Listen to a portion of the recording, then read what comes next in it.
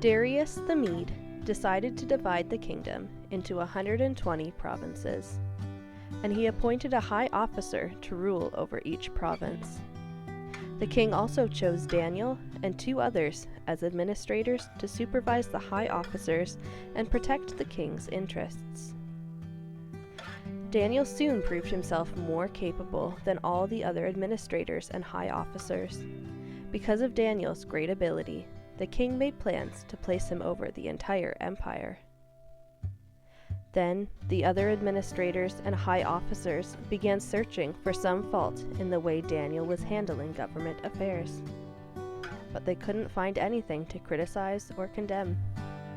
He was faithful, always responsible, and completely trustworthy. So they concluded, our only chance of finding grounds for accusing Daniel will be in connection with the rules of his religion. So the administrators and high officers went to the king and said, "Long live King Darius! We are all in agreement, we administrators, officials, high officers, advisors, and governors, that the king should make a law that will be strictly enforced. Give orders that for the next 30 days, any person who prays to anyone, divine or human, except you, your majesty, will be thrown into the den of lions. And now, your majesty, issue and sign this law so it cannot be changed, an official law of the Medes and Persians that cannot be revoked." So King Darius signed the law.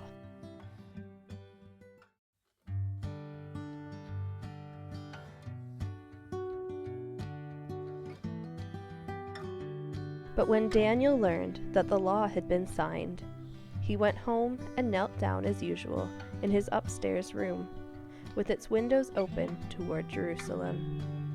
He prayed 3 times a day, just as he had always done, giving thanks to his God. Then the officials went together to Daniel's house and found him praying and asking for God's help. So they went straight to the king and reminded him about his law. "Did you not sign a law that for the next 30 days, any person who prays to anyone, divine or human, except you, your majesty, will be thrown into the den of lions?" "Yes," the king replied. "That decision stands. It is an official law of the Medes and Persians that cannot be revoked." Then they told the king, "That man Daniel, one of the captives from Judah, is ignoring you and your law. He still prays to his God 3 times a day." Hearing this, the king was deeply troubled, and he tried to think of a way to save Daniel. He spent the rest of the day looking for a way to get Daniel out of this predicament. In the evening, the men went together to the king and said, "Your Majesty, you know that according to the law of the Medes and Persians, no law that the king signs can be changed." So at last the king gave orders for Daniel to be arrested and thrown into the den of lions. The king said to him, "May your God, whom you serve so faithfully, rescue you."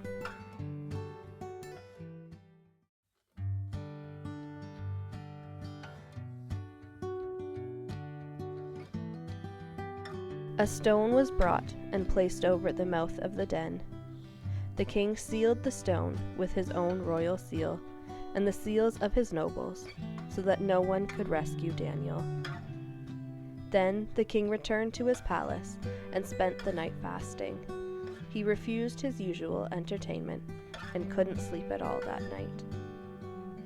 Very early the next morning, the king got up and hurried out to the lion's den. When he got there, he called out in anguish, "Daniel, servant of the living God, was your God, whom you serve so faithfully, able to rescue you from the lions?" Daniel answered, "Long live the king! My God sent his angel to shut the lions' mouths so that they would not hurt me, for I have been found innocent in his sight, and I have not wronged you, your majesty." The king was overjoyed and ordered that Daniel be lifted from the den. Not a scratch was found on him, for he had trusted in his God. Then the king gave orders to arrest the men who had maliciously accused Daniel. He had them thrown into the lion's den, along with their wives and children. The lions leaped on them and tore them apart before they even hit the floor of the den. Then King Darius sent this message to the people of every race and nation and language throughout the world. Peace and prosperity to you. I decree that everyone throughout my kingdom should tremble with fear before the God of Daniel. For he is the living God, and he will endure forever. His kingdom will never be destroyed, and his rule will never end. He rescues and saves his people. He performs miraculous signs and wonders in the heavens and on earth. He has rescued Daniel from the power of the lions. So Daniel prospered during the reign of Darius and the reign of Cyrus the Persian.